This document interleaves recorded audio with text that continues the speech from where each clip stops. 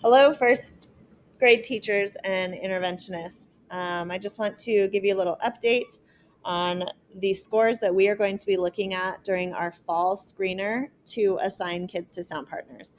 I looked deeply into a document, here we go, sent by Nicole this summer, and it's also on our Google page on the core website.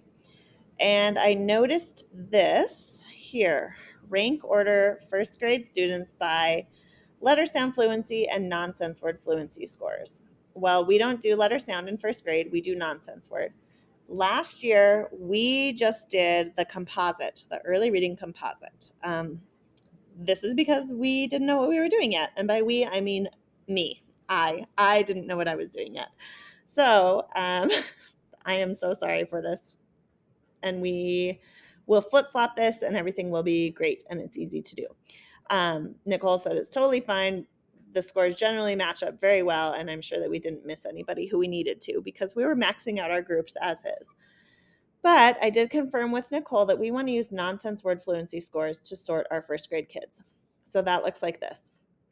In your FastBridge, move this out of the way, we are going to go into reporting, and we are going to go down to the detailed group report, early reading English, grade wide, generate report.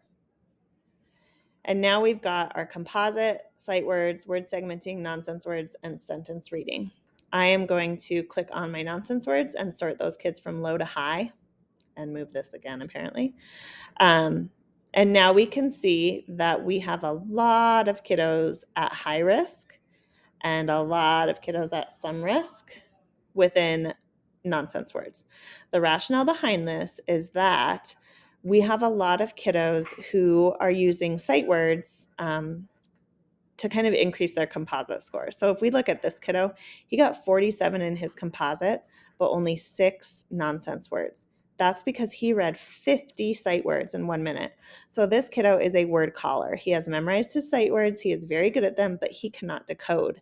He doesn't know letter sounds. He may not know vowel teams. So this is someone who Sound Partners would be a great fit for. You'll notice there's a few outliers like this. Here we've got 38 versus only 7 words decoded. Sound Partners teaches decoding skills. So this is why we're going to look at our nonsense words instead of our composite.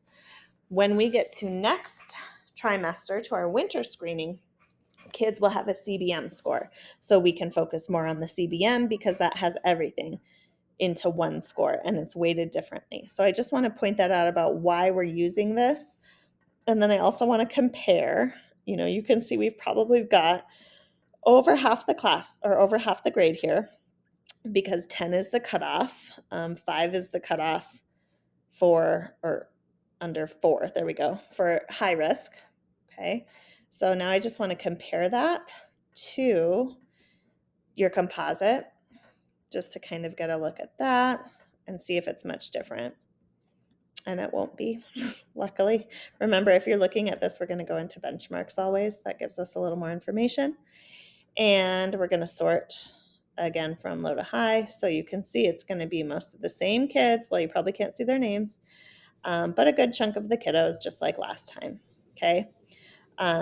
So when you are sorting these kids, for Sound Partners groups and to see who we need to mastery test, you are going to go to the detailed group report. You are going to look at your nonsense words, and we're going to triage based on that. So we're going to look and think about how many people can we serve. Well, this particular school, let's say that we can serve 18 kids because we have 3 Sound Partners group in first grade. So I'm going to take this bottom maybe 20 kids and I'm going to mastery test them, and we're going to figure out where they go. And then we're going to take the bottom 25%. Obviously, this is more than 25%. So then for these kids who we can't serve, we're going to really focus on explicit, phonics-based, decoding-based instruction in our small group, differentiated in small groups, and within our win time if they're getting a win time. We're going to keep the same sequence that we have in Wonders and that we have in Sound Partners, and we're going to hit those bubble kids there because we won't be able to serve them necessarily in Sound Partners. So my sincere apologies if this changes everything and rocks your world. It did rock mine at first, but looking at it, I think we'll still be okay. I just didn't want you to get too far in your process before I let you know that. So, as you know, please reach out to me, call, text, email, whatever you need, and we will do the best to get you the information that you need. Thanks, everyone. You're doing great.